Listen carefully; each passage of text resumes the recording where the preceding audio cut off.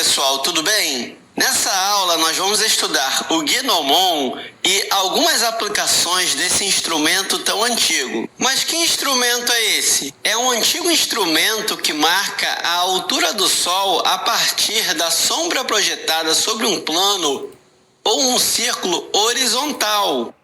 E nós podemos dizer que foi o primeiro instrumento usado para indicar a hora do dia. E ele data aproximadamente 3.000 anos antes de Cristo. E o inventor desse instrumento foi Anaximandro de Mileto. Então deixa eu colocar aqui o inventor do Gnomon. Então, como eu disse, o Gnomon é uma haste que projeta sombras, sendo que essa sombra ela pode ser projetada em um plano ou então em um círculo. E quando eu digo sombra, eu tenho que dizer que é a ausência parcial de luz. Deixa eu colocar uma animação aqui para vocês.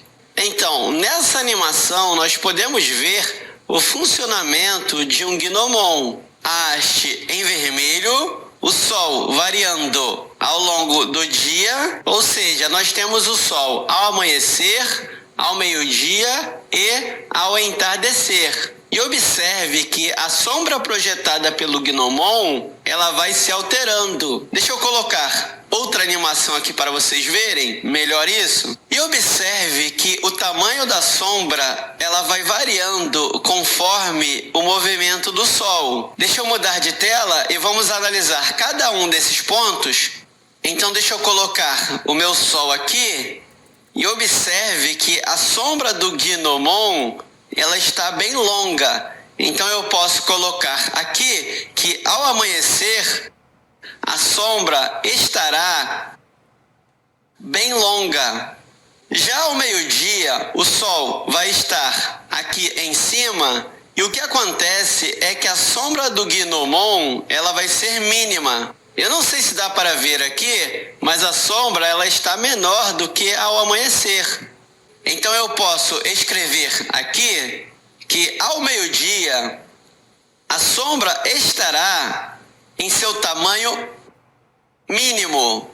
Agora observe a última imagem, onde nós temos o Sol aqui e ele está deixando de iluminar a superfície, ou seja, nós temos o entardecer. E o que acontece com isso é que a sombra ela está se alongando de novo. Então eu posso colocar aqui que ao entardecer volta a alongar-se. E o que podemos concluir com isso é que o tamanho da sombra ela varia conforme a posição do Sol. Deixa eu mudar de tela aqui para nós associarmos este instrumento aos movimentos da Terra. E graças a ele, agora nós podemos interpretar e precisar o movimento do Sol através de registro e comparação da variação das sombras. Variação das sombras. E graças a isso nós temos 3 conhecimentos práticos. Deixa eu colocar eles aqui. Então deixa eu escrever isso aqui. Conhecimentos práticos. E o primeiro é a orientação horária. O segundo é a duração do ano, com aproximadamente 365 dias. E por fim, o terceiro, o período de início e término de cada estação do ano. E uma coisa bem interessante que esse instrumento trouxe para nós é que agora nós sabemos que o movimento diurno do Sol e também dos outros astros é de leste para o oeste.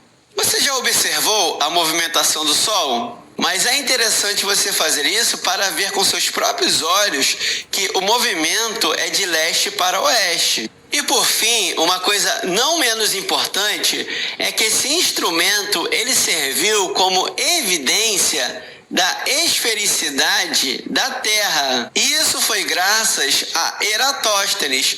Mas eu vou falar mais a respeito dele mais à frente. Mas a única coisa que eu posso adiantar é que ele utilizou o gnomon para calcular a circunferência da Terra. Por fim, eu posso dizer que este instrumento ele contribuiu para o heliocentrismo. Você lembra o que é heliocentrismo? Nós já estudamos a respeito dele. Enfim, no heliocentrismo, o Sol é o centro do universo e todos os planetas estão girando ao seu redor. Vocês já ouviram falar em relógios solares? Pois é, eu vou mostrar aqui como o gnomon ele contribuiu para esses instrumentos. Então, graças a ele, a humanidade construiu o que chamamos de relógio solar. Isso porque ela se valeu da sombra de um objeto para medir o tempo, o que chamamos de sombras moventes. Então, o relógio solar ele utiliza a sombra projetada pelo gnomon para observar o movimento durante o dia. Observe na minha figura onde eu tenho um relógio solar vertical. Aqui nós temos o nosso gnomon, que é a haste que projeta sombras. Nós temos a nossa sombra que varia ao longo do dia. O Sol se projeta no gnomon e o que acontece é que a sombra ela vai se movendo ao longo do dia. E pela sombra se mover, ela vai mostrando a hora do dia. E é por isso que nós chamamos de sombras moventes. Por fim, eu vou mostrar aqui para vocês alguns tipos de relógios solares. E na tela anterior nós vimos um relógio de sol vertical. Nós também temos um relógio solar horizontal. Deixa eu escrever isso aqui, relógio horizontal. E esse relógio aqui da esquerda é o que chamamos de relógio equatorial, onde o mostrador ele é paralelo ao plano do equador e o gnomon ele é perpendicular ao mostrador. Mas além desses dois que eu escrevi aqui, outros dois importantes são o relógio polar e o relógio vertical que eu escrevi na tela anterior. Mas é isso aí, pessoal. Até a próxima.